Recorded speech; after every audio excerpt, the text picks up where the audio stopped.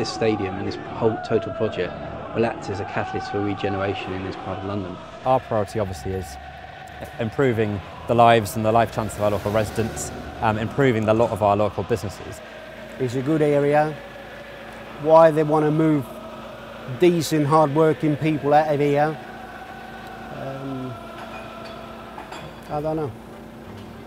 The new home of Tottenham Hotspur. 56,000 seats, modern shops, a hotel and a major corporate uplift. A stadium set to match the club's ambitions for a return to the glory years. This Premier League corporation sits in the heart of one of London's most deprived boroughs. And now the local authority, Haringey Council, has unveiled development plans across Tottenham High Road from the new stadium site. The most ambitious of the plans would see shops demolished for a Wembley-style walkway and businesses moved out for new flats and homes to be built. The close-knit community of residents and small businesses have been stunned to find that the bold plans don't include them. This is prime land location, all right? We're situated across the main entrance, all right? Tottenham have been trying to own this land for a long time. My father came here in 1976 and just basically bought the first shop there, which was the car. And the family's been working ever since. But it looks like they want to destroy us and get rid of us. Is this just a shop here to you? No, it's our home. It's our home. We live above with our family, my 2 children, and this was something we could pass on to them, the business and the home. And we thought, you know, our children would be looked after and secure. But now that's kind of that's going to be taken away from us, and there is no option for us to stay. In all option, we're demolition, demolition, demolition. For us as a council, our priority obviously is improving the lives and the life chances of our local residents, improving the lot of our local businesses, and we see this stadium development as a really important catalyst, you know, to spark and spur lots of other regeneration schemes that are going on across the whole of Tottenham. The buildings which will make way are not just retail, they're industrial too.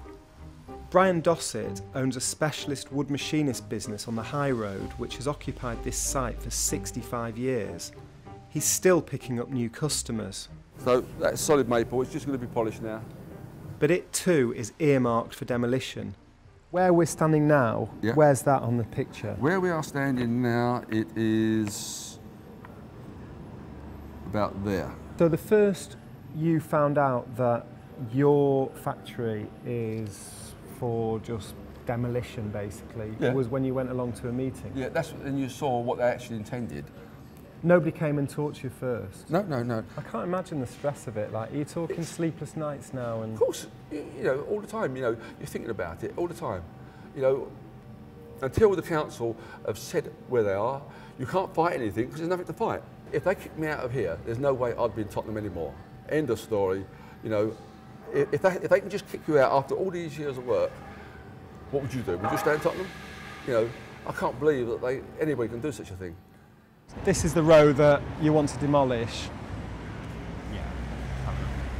Yeah, exactly, yeah. So you saw the Sainsbury's when we walked down the road, did you? Yeah.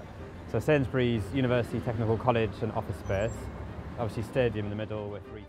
Many of the business owners told me they suspect that the council is going out of its way to keep Spurs happy. And this after the club was allowed to go back on its previous agreement to pay for improvements to the local area worth millions of pounds.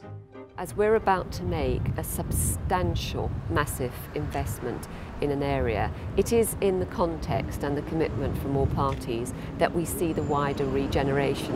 And I don't think there's anybody in Tottenham that doesn't want to see regeneration.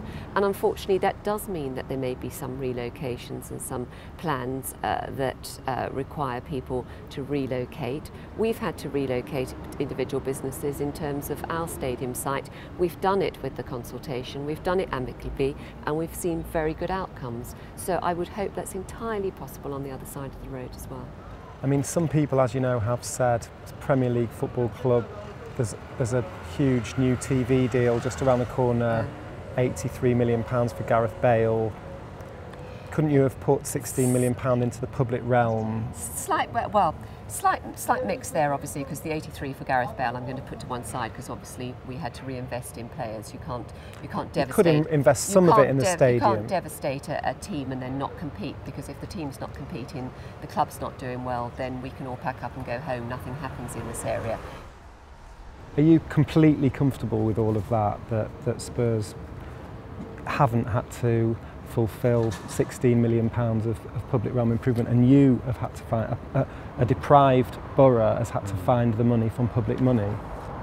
Well, I think what's clear is that Spurs are investing more than £400 million in our borough, so that, they're putting serious cash into this site and into this area. Obviously we have to go on the advice we're presented with at the time, the independent assessments that are done, and that was the decision that was taken in a public forum. And you're completely comfortable with that? Well, I think what I'm saying is my priority as Regeneration and Cabinet member is to have a £400 million investment delivered here. If they want to get rid of industry, get rid of us.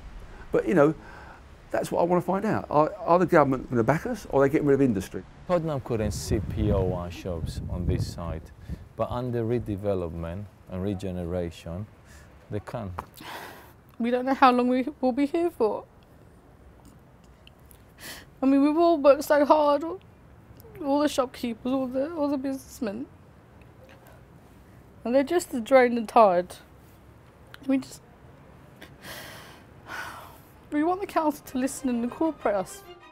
Spurs say they expect construction to begin in 2014, but the future of the club's many neighbours looks far from secure. The High Street, that has recovered from riots, underinvestment and economic crisis, is being forced to pull together once more.